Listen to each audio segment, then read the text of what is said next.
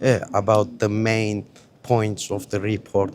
How should we understand, like as you make it shorten it with the press conference? So, what is the main point? The main point is we have to distinguish between two different fields with different rules.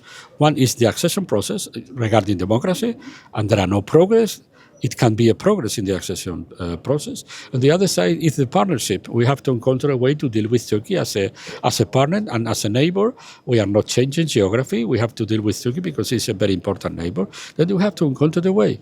What I'm warning about is don't use the rules of the partnerships to have some gains in the membership because it's not happening. I'm repeating this for years.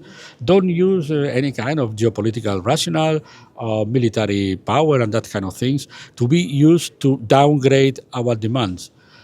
We are still a club of democracies and we have been vaccinated of not having real mature democracies in the European Union. And for that reason, two different tables, two different rules. If you want progress in both tables, you have to deliver in both tables with the different rules. Nothing is coming from the peace process if you are sending these contradictory signals, trying or pretending to maintain a peace process at the same time nominating or appointing Mr. Akin after this president as a Minister of Justice.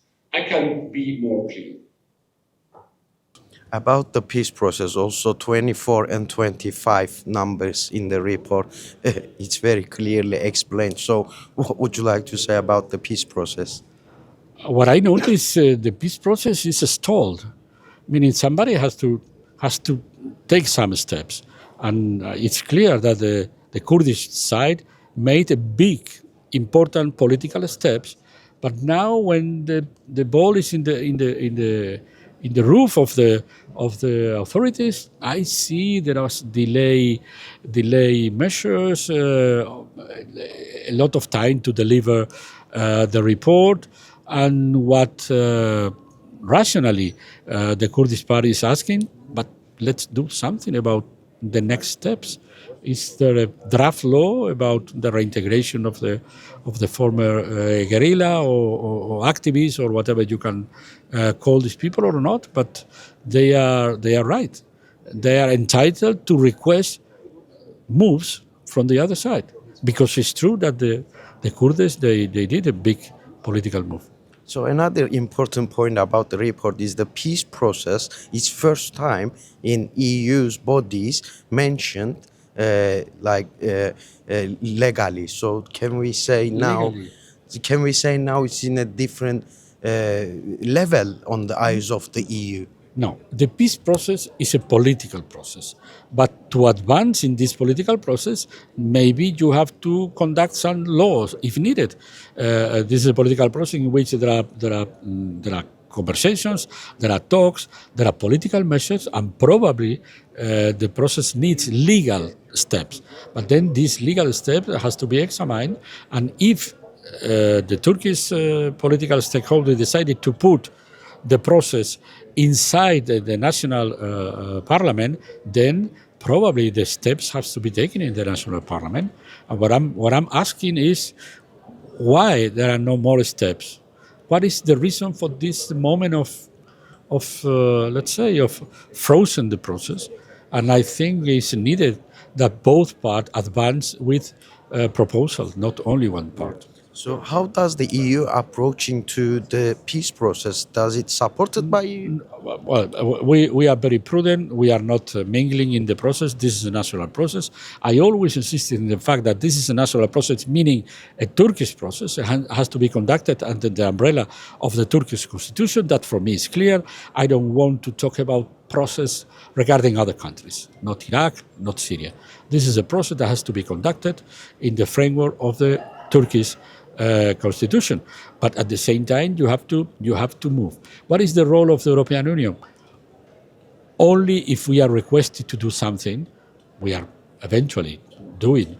But this is a process that has to be conducted nationally, and only if there is some request, we can examine if we can play a role. But we are not entering, we are not interfering, because the interlocutors are clever enough to conduct the process in this domestic arena. Very shortly, lastly, what will be the impact of this report on Turkey?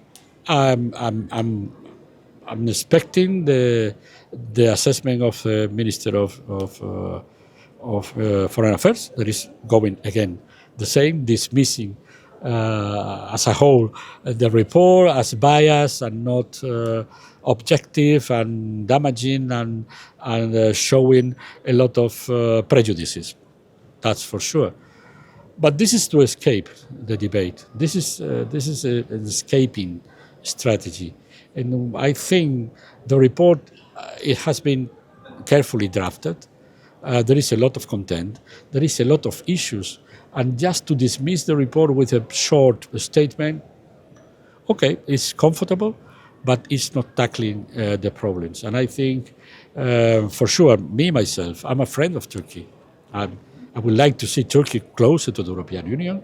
I'm not suspicious of pretending to get rid of Turkey. On the contrary, and I defended this before the plenary of the European Parliament. We have to maintain the hope in the future and the hopes of the many civil society wanting to be European, but at the same time, we as the European Union, we are respecting the process, following the process, but not interfering in any way if there is no a request to examine.